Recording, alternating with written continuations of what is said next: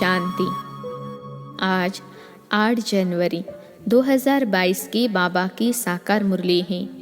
मुरली के महावाक्य है, मीठे बच्चे ज्ञान रत्नों को धारण कर रूहानी हॉस्पिटल यूनिवर्सिटी खोलते जाओ, जिससे सबको हेल्थ वेल्थ मिले। प्रश्न है, बाप का कौन सा कर्तव्य कोई भी मनुष्य आत्मा नहीं कर सकती है? उत्तर है, आत्मा को ज्ञान का इंजेक्शन लगाकर उसे सदा के लिए निरोगी बनाना। यह कर्तव्य कोई भी मनुष्य नहीं कर सकते। जो आत्मा को निर्लेप मानते, वह ज्ञान का इंजेक्शन कैसे लगाएंगे? यह कर्तव्य एक अविनाशी सर्जन का ही है, जो ऐसी ज्ञान योग की दवाई देते हैं जिससे आधा कल्प के लिए आत्मा और शरीर दोनों ही हेल्दी वेल्दी बन जाते हैं। गीत है, यह वक्त जा रहा है। ओम शांति। यह किसने कहा कि बाकी थोड़ा समय है? बहुत गई, अब थोड़ी की भी थोड़ी रही। अब तुम इस पुरानी दुनिया में बैठे हो, यहाँ तो दुख ही दुख है।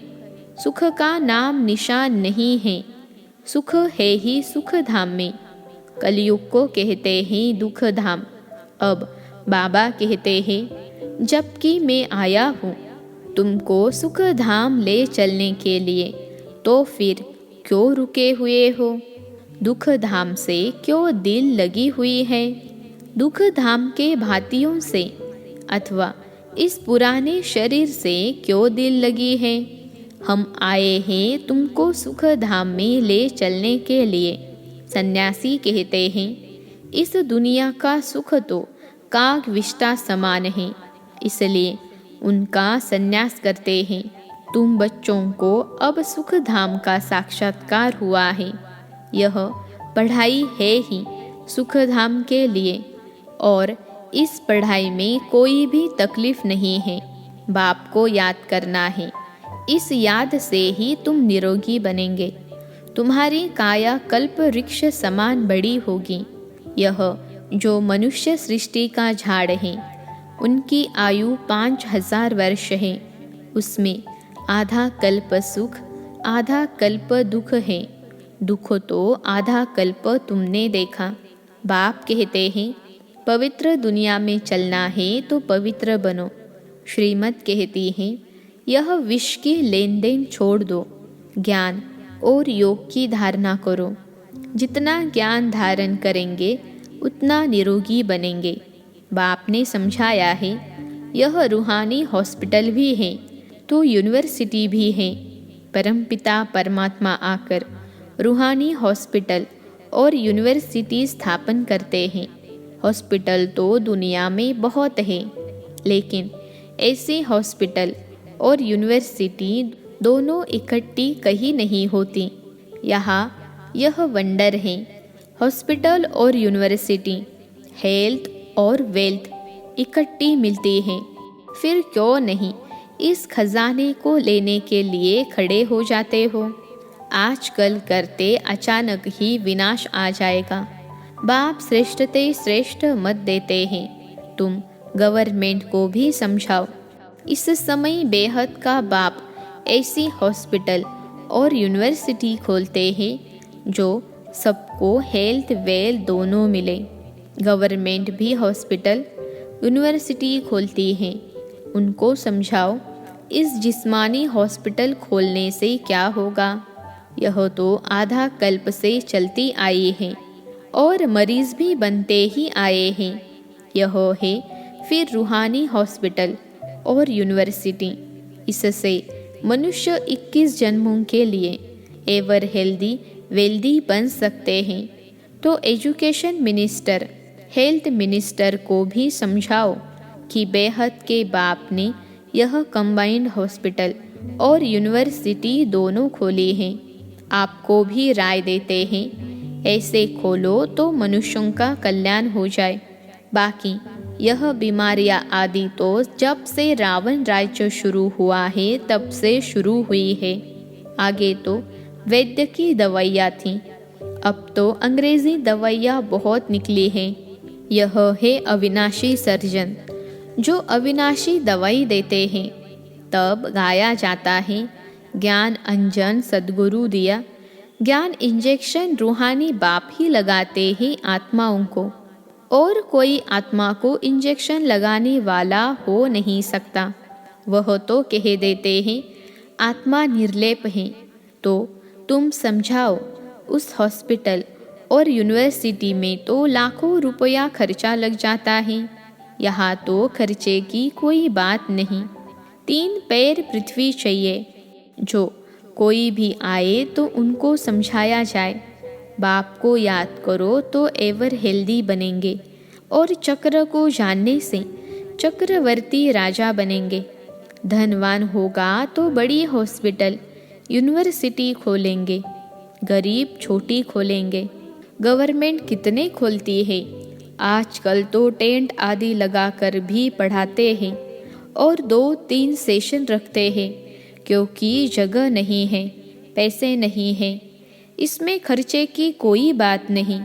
कोई भी जगह मिले, कोई औजार आदि तो रखने नहीं है। बड़ी सिंपल बात है। पुरुष भी खोलते हैं, माताएं भी खोलती है।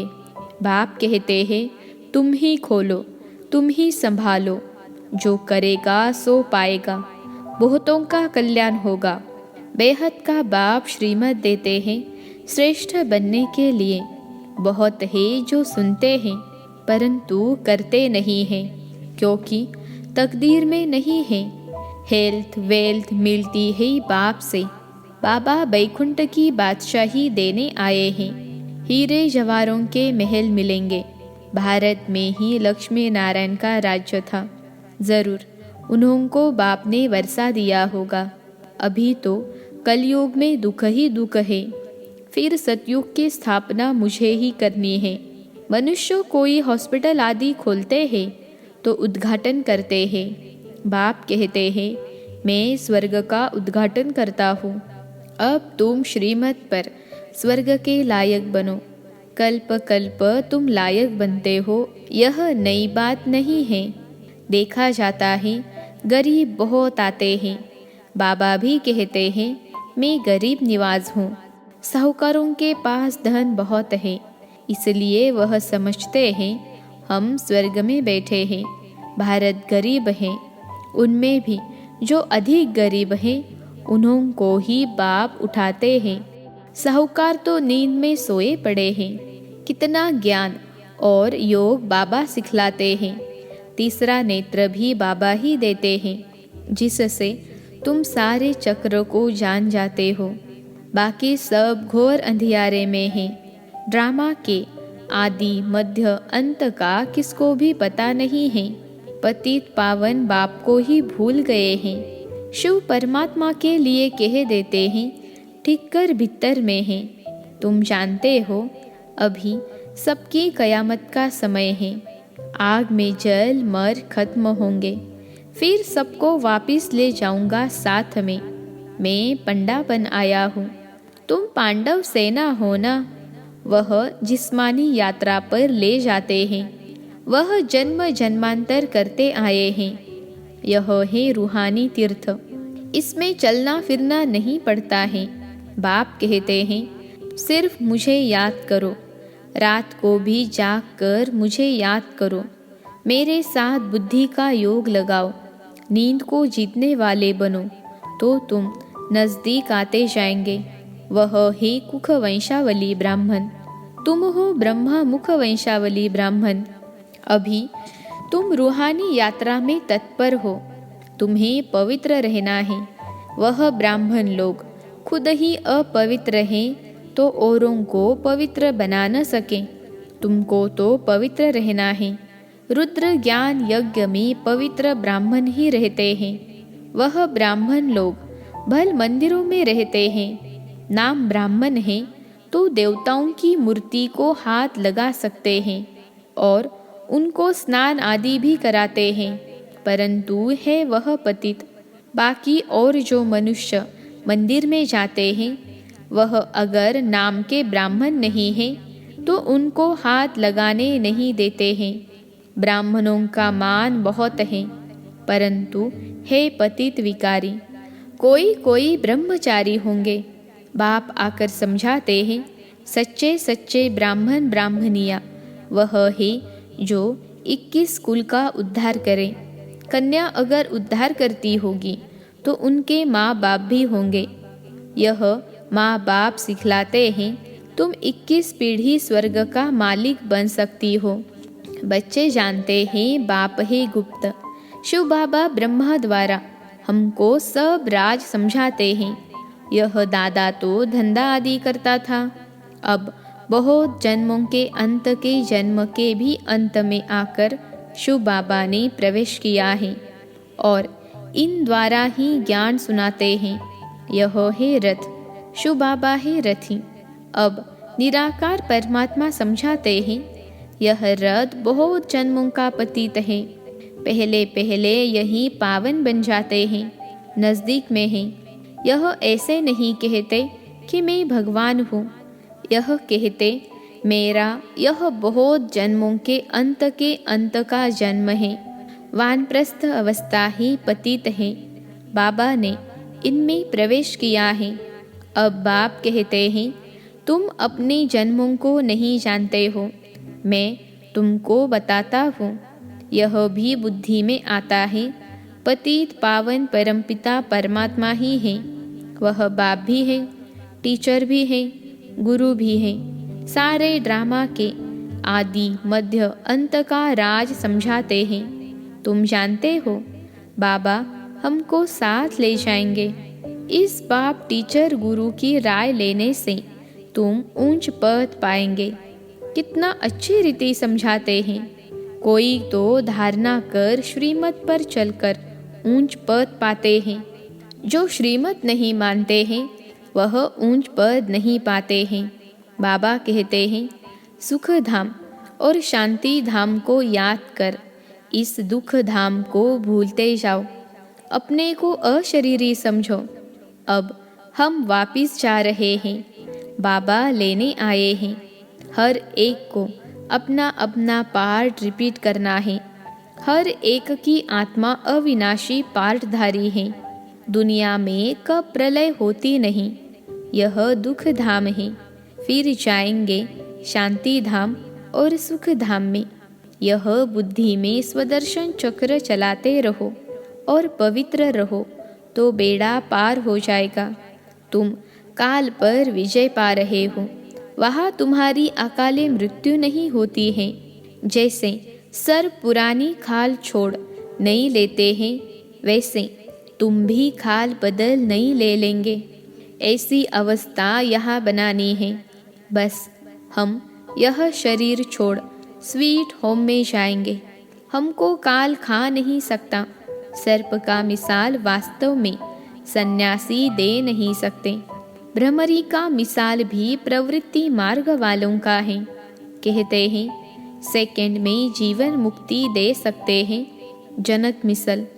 यह भी कॉपी करते हैं। जीवन मुक्ति में दोनों ही चाहिए। वह सन्यासी जीवन मुक्ति कैसे दे सकते हैं? अब बाप कहते हैं, चलो वापिस, मुझे याद करो तो विकर्म विनाश होंगे, नहीं तो बहुत सजा खाएंगे और पद भी भ्रष्ट होगा। अंत में कोई की याद आई तो फिर पुनर्जन्म तो लेना ही है। यह है योग से हेल्थ और ज्ञान से वेल्थ। सेकंड में जीवन मुक्ति इसको कहा जाता है। फिर इतने पैसे बर्बाद करने भटकने आदि की क्या दरकार है? इसलिए हेल्थ मिनिस्टर, एजुकेशन मिनिस्टर को समझाओ, तुम यह हॉस्पिटल यूनिवर्सिटी खोलो तो तुमको बहुत फ़ायदा होगा। जो करेगा सो पाएगा।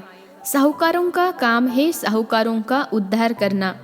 गरीब ही वर्षा लेते हैं, बाकी जो करोड़पति हैं उनके लिए कहा हुआ है, किसकी दबी रहेगी धूल में, पिछाड़ी में आग लगेगी, सब खत्म हो जाएगा। तो क्यों न विनाश के पहले कुछ कर लो तो कुछ पद भी मिलेगा। मरना तो है ही, ड्रामा का अंत भी होना है। बाबा कितना अच्छी रीति समझाते हैं। नदियाँ तो चक्र लगाती रहती हैं, बाकी ब्रह्मपुत्रा तो यह ब्रह्मा ही ठहरा। मम्मा है सरस्वती, बाकी है ज्ञान गंगाएं। पानी की गंगाएं पावन कैसे बनाएगी? वह कोई मेला नहीं, यह है सच्चा मेला। जबकि जीव आत्माएं परमात्मा से मिलती हैं, तब कहते हैं आत्मा परमात्मा अलग रहे बहुकाल। अब जीव आत्मा का मेला परमात्मा से है।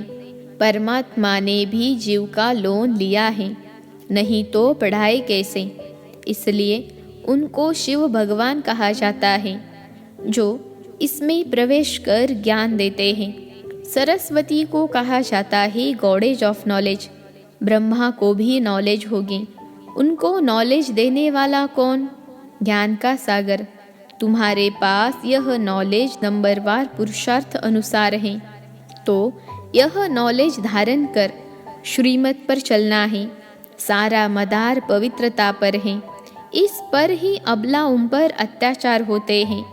द्रौपदी ने पुकारा है, सहन करते करते 21 जन्मों के लिए नंगन होने से बच जाती हैं। गीता में भी है, मैं साधुओं का भी उद्धार करता हूँ, परंतु साधु लोग यह अक्षर सुनाते नहीं हैं। तुम जानते हो, इस समय सारी दुनिया रिश्वतखोर बन गई है, इसलिए इन सब का विनाश होना ही है। जिनको वर्षा लेना होगा वही लेंगे। बाबा को कई बच्चियां कहती हैं, हम गरीब घर में होती तो कितना अच्छा होता। साहूकार लोग तो बाहर निकलने नहीं देते हैं।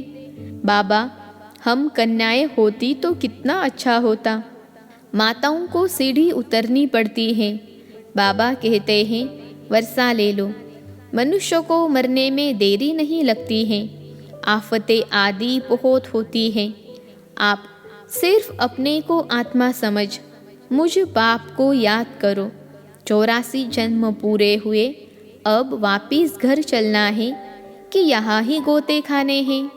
मन मना भव, मध्याजी भव। रावण के वर्षे को भूलो।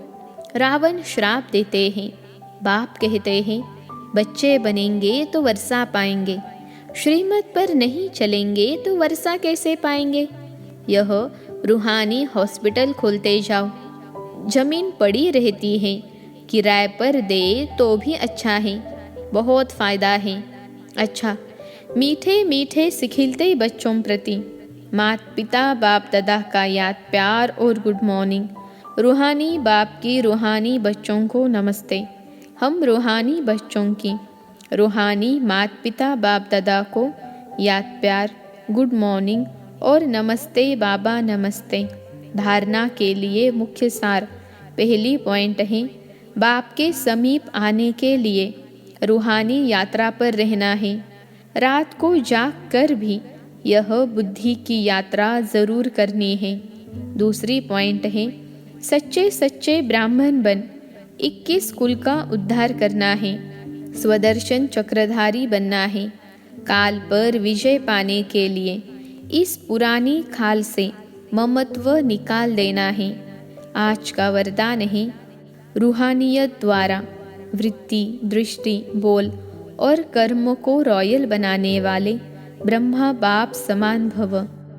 रूहानियत द्वारा वृत्ति, दृष्टि, बोल और कर्म को रॉयल बनाने वाले ब्रह्मा बाप समान भव।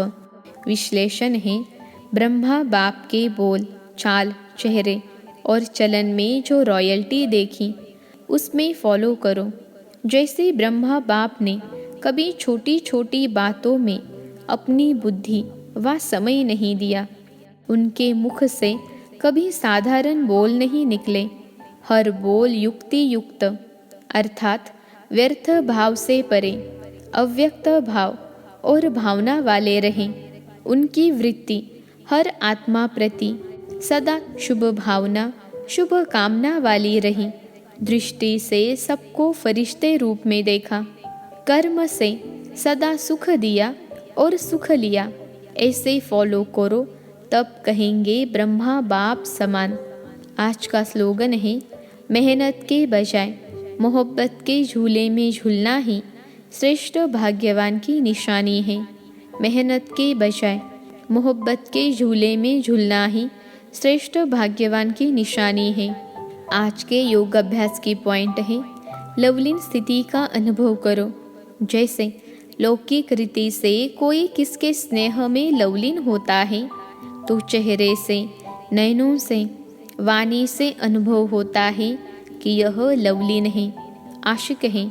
ऐसे आपके अंदर बाप का स्नेह इमर्ज हो तो आपके बोल औरों को भी स्नेह में घायल कर देंगे।